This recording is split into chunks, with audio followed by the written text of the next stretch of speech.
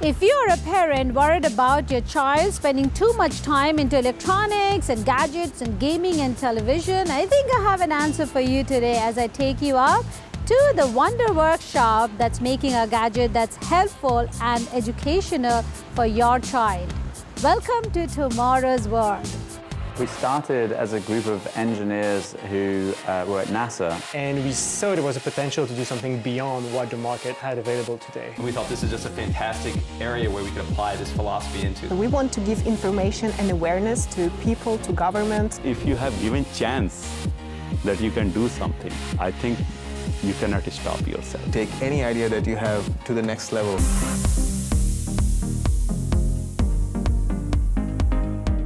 Today we are going to delve deep into a subject that's very fascinating to my mind, learning how a child's mind thinks. We are going to talk to the founder of Dot and Dash. Vikas, welcome to Tomorrow's World. Thank you, it's great to be here. It is indeed Tomorrow's World because you are developing a product for children and kids as young as how old? So starting at age 6 and we focus on kids at that age, how they can learn computer science, learn robotics, and really have a lot of fun doing that. So when we looked at that space, we realized that in that age span of starting at 5, going up to 12, there isn't a great product for children to learn those skills, and yet that's the age where the skills can have the most impact on their lives. And that's why Dash and Dot were designed to work with that age range. They are very easy to get started, but they have enough complexity and depth that as children grow older, they can find new ways to learn with Dash and Dot over that extended age span. So we run a robotics competition and we see children competing in that 5 years old as well as 12 years old. Now, as parents, I think our biggest responsibility on this planet is to, give the best amenities to our kids. But in that, there are a lot of ideas about how the child should be exposed to different technology and different kinds of games and different toys. What has been your finding? Yeah, so I think as both a father and founder of the company that builds products for kids, I think some of I call it revolutions have been, one, I think not all screen time is created equal. So for example, watching a dumb TV show is far less meaningful to a child, and I think has different impact on a child than, for example, using the screen time to create something, using screen time to create a piece of art or do something that's more interactive. By building a robot, one of the things we saw is that it's inherently social. The moment you have a robot out on the floor and kids are playing with it, it brings multiple children together. They want to play with each other as much as they want to play with the robot. And that's not so much the experience with the screen. And that I would say that's a big benefit that I see as a parent with products like these, is that it brings kids together and there's much more of a social interaction as much as it is an interaction with the product. When you were developing this product, what did you find out about their mind and how you thought you could capture that early on? Yeah, for us, the big revelation was that children, you need to do something so that children can bring their imagination to play without having it already be equal to something they already have seen in the world around them, which is what lended to the design we created, which is it is not from this planet in any way. For example, it has 3 legs. Our robot has 3 wheels base, which is either people on this planet have 2 wheels or 2 legs, or 4 wheels or 4 legs. There's nothing with 3. It has 1 eye, not 2 eyes, because most beings on this planet have 2 eyes. So one-eyed and beings are very rare. The shape is very spherical and it feels again unlike anything that they've seen. It's very molecular at the same time. So now we knew that when we were starting to test this, every child would bring their imagination to play. They would see this as what they wanted to see it as. Tell me more about the functionality of this. Yep. So this robot, with all the personality and character, packs a lot of capabilities. So first is a bunch of sensors. So it has sensors in the front that allow it to detect objects around, both on the left and right and front, and then sensors in the back to detect objects behind it. It has 3 microphones, so it can detect direction of sound, so it can turn and face whoever is speaking. It has encoders in the wheels, so it knows accurately where it's moved, but if I move it, it knows it's being moved. And then it has a potentiometer in the head, which allows it to very accurately calibrate the motion of its head, which we've used to create experiences where the robot will come and play a xylophone, which again was, creates a magical experience for a child. Has an accelerometer and gyro, so if it's being picked up, if it moves, it knows accurately any of those motions, so it can respond that with feedback accurately. In terms of outputs, has a speaker, so the robot speaks and communicates. Has lights in its head, so it comes alive with personality in its eye. Has lights, buttons, those allow the users and children to interact with it in many different ways. And then the best part is it has a wireless communication device, which is called Bluetooth, that allows the robot to talk to a smartphone or a tablet. And there we've created multiple experiences for children to program the robot that are very age appropriate and communicate with the robot in real time. So it always feels as though the robot's alive and in the hands of a child, and a tool that children can manipulate very easily. Now, what is someone learning from it? What is a child learning from this? So the first thing they learn is that things they do on a screen, like an iPad or an iPhone, controls the robot outside the screen. And that's the first experience that the kids start with, that they are controlling the robot. And then from the next step onwards is basic programming tools and problem solving. How can they use this robot to solve a real world problem with the code they write? And we give users or children a series of puzzles that they can learn to program and learn both programming and problem solving with the robot over an extended period of time. So they learn some of the basic concepts of programming, variables, functions, loops, but they also solve complex problems with robots. They learn how robots work and make decisions as well. Now, you have had an incredible background with Amazon, Google, and managing, large companies. How different is that from having your own company and probably designing the first product and having it in the market? It's very different. One of the biggest, I think, challenges is building a hardware company, building a product especially designed for kids. You have to bring a very different perspective versus building a software company. The other aspect also is working with children has taught us many things. It's probably one of the very toughest markets to break into. Typical toys are built with a very low price point in mind. And for us to create a product that's really a high-end consumer product, consumer electronics product, and to bring that to children, yet preserve that sensibility of a play for a child, which has been a big learning experience for us. Now, what has been some of the challenges, and were you worried about something that may not work about this product? Yeah, I think for us, when we first started, we didn't know whether we will be able to create a product like this. Will children actually use it? And is it about design? Where do we focus our efforts on? How do we build a software experience that communicates wirelessly to a robot? Will children get that? And how do we build that experience so children can actually learn from it? So we not only solve a hardware problem building a compelling robot, we have to solve very hard software problems. We have to solve education problems. We actually have to focus on how children will learn with it. So we are now used in over 10,000 schools around the world. So we have to make sure that it works really well in a classroom and in a home environment. All of those were challenges that we had to one step at a time solve and work hard on. Well, I'm sure this is going to really change the way children think and learn, and the parents have an easier way to sort of occupy, engage the kids without giving them too much screen time. That is the best part of the product, and I wish you good luck with that. Thank you. Thank you very much.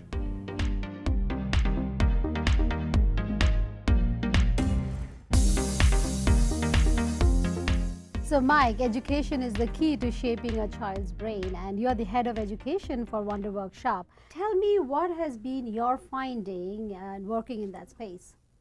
Well, we find that as technology continues to advance, kids get more and more exposed to technology in their everyday life. And so the key to education is how can we take advantage of that engagement that kids have with technology in order to help them learn more, learn faster, remember more, and really take advantage of what technology can do for them. Well, an average child is spending over 10 or 11 hours on games and gadgets and electronics and toys and all of that. Tell me, how is that affecting their brain?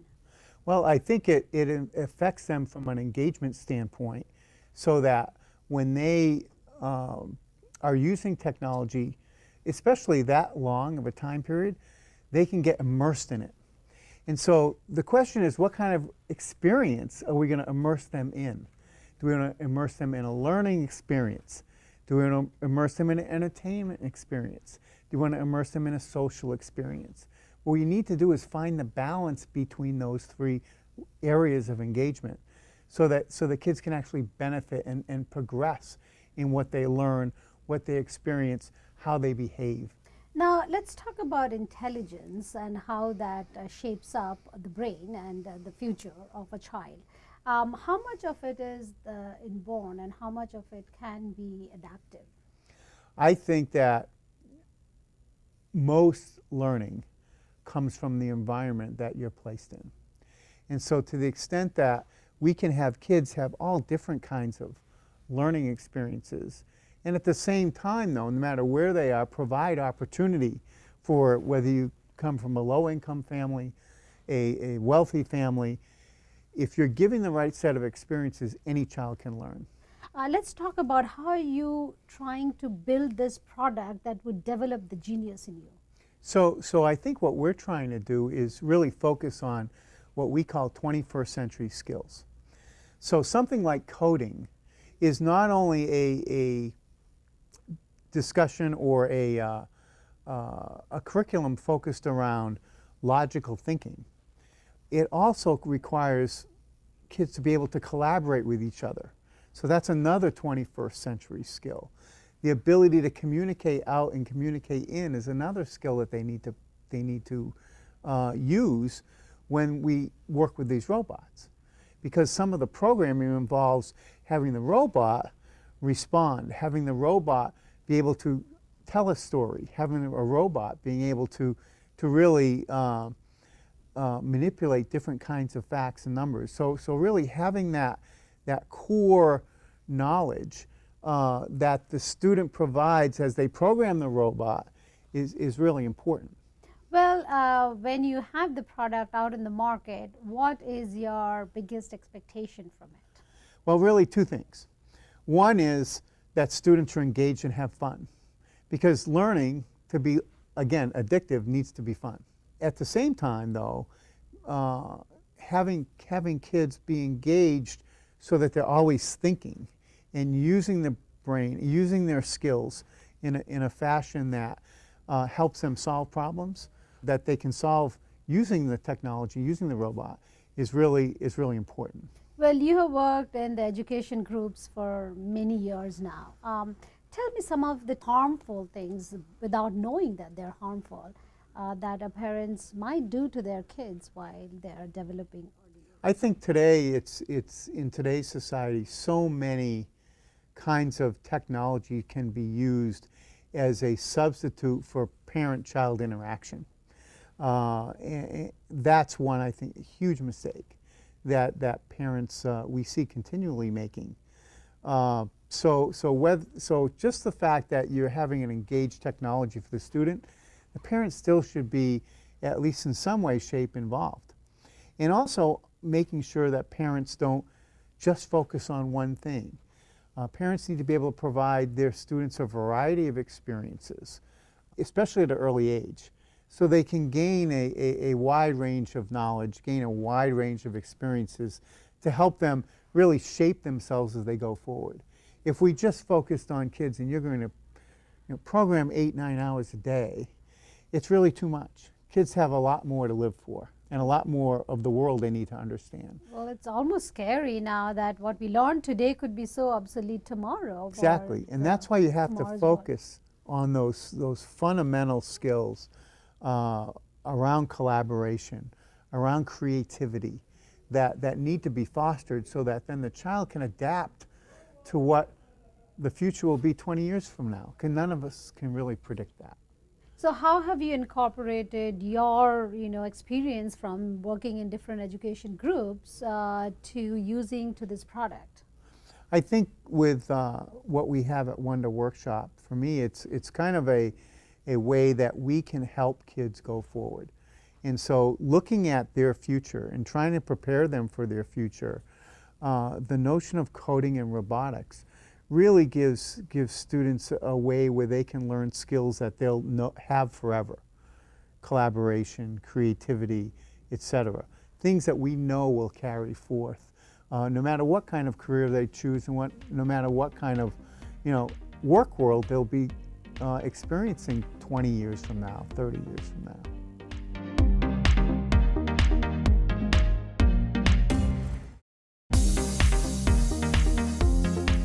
And I'm talking to the CTO, Saurabh. Saurabh, welcome to Tomorrow's World. Thank you. This is truly tomorrow's world, and you are the CTO behind a product that's driven by technology.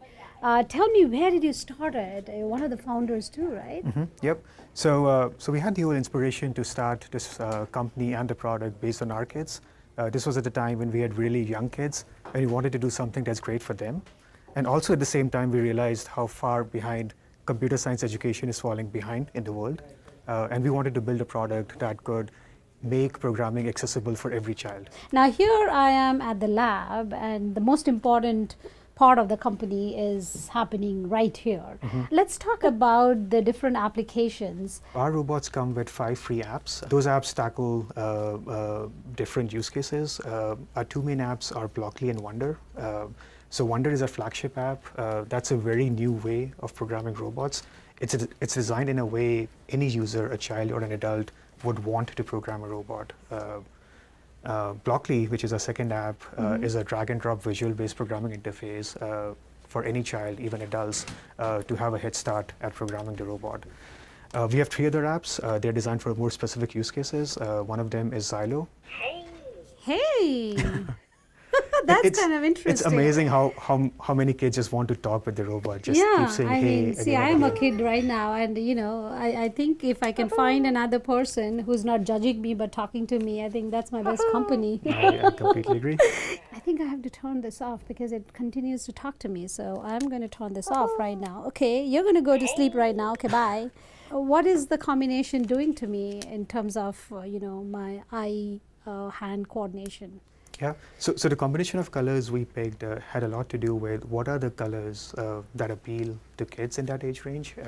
We also wanted to pick something which is gender neutral. So a lot of people feel that this being blue is only for boys. That's not at all the case. Girls love this color. Girls love blue. Girls love And boys wear this pink. particular shade of blue. What we wanted was, we wanted this robot to have a form unlike anything else in the world. So we didn't want a robot to obviously look like a human or an animal or a truck. We wanted kids to be able to assign it any form they wanted. So there's nothing else out in the world which has 3 legs and 1 eye. So that was a big inspiration around, let's come up with something that's cute, but also very different from what kids would have seen in the past. Well, I love it.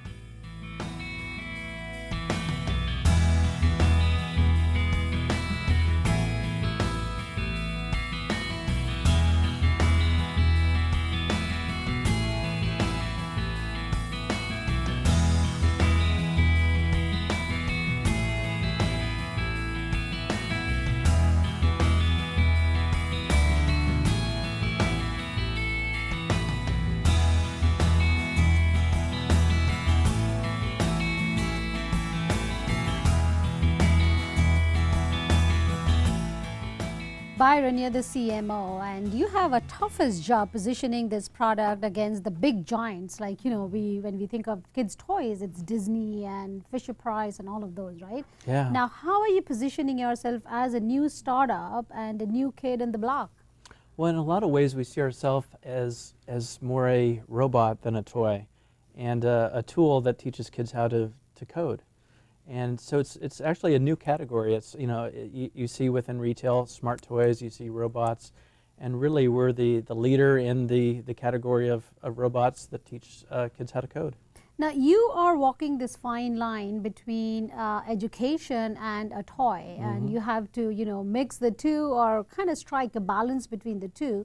Tell me, how are you doing that? How are you walking that line? Yeah, it's a great question, and I think it's probably one of our biggest competitive advantages is finding that right balance. And we get down on our hands and knees and we test the product with kids, so they're definitely kid tested and parent approved. And if it's not fun, the kids aren't going to play with it, and if it doesn't have the learning attributes, then the parents don't want to buy it. So it's part of our success formula. What is your primary focus when you're trying to distribute this product? It's a difficult job because there are so many products. Exactly. And we really have 2 strategies. We have a strategy to go directly to the consumer market and appeal to parents and kids. And we're using, for example, in the U.S. market, we have relationships with Best Buy and Toys R Us and Target and Barnes & Noble and Amazon and Apple. And then in the education market, we're using education resellers to sell directly to K-12 schools. One of the things that's been so exciting about this business is how strong the organic growth has been. We have 8,500 schools using the product today with very, very little marketing and focus in that area, and it grew from about 1,100 schools last year to 8,500 this year. And the same is true of our robotics competition, with over 20,000 kids participating this year.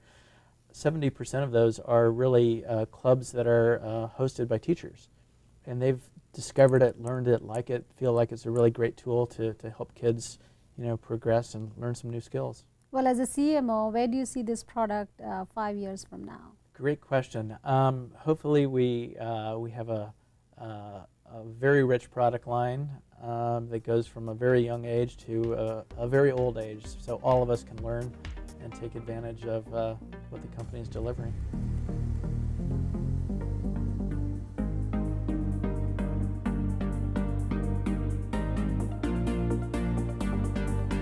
As we live in this ever-changing world of technology, it was a lot of fun learning how a robot can teach a child how to program.